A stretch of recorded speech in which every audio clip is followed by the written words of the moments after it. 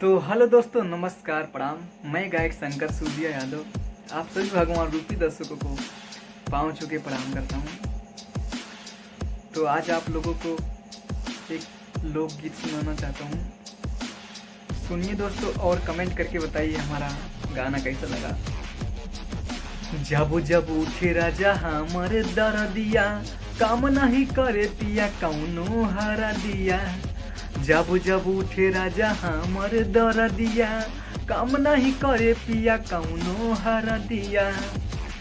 कमर के नीचे दर्द बाटे ताजा, सटे नहीं पैबा तू सुन लाए राजा।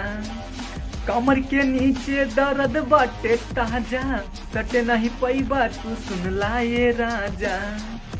जब जब उठे राजा हमर दरदिया, काम नहीं करे पिया कौनो हरा दिया।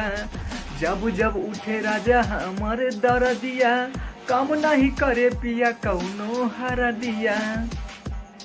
सूट सलवार पूरा गीला होता याराऊ, मने में मीठा मीठा फील होता याराऊ।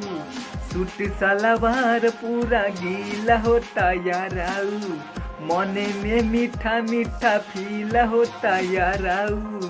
छुआ न सिहरे बदनिया हो, चुम्मा लेला बढ़ाई के बढ़निया हो। चुम्मा लेला बढ़ाई के बढ़निया हो।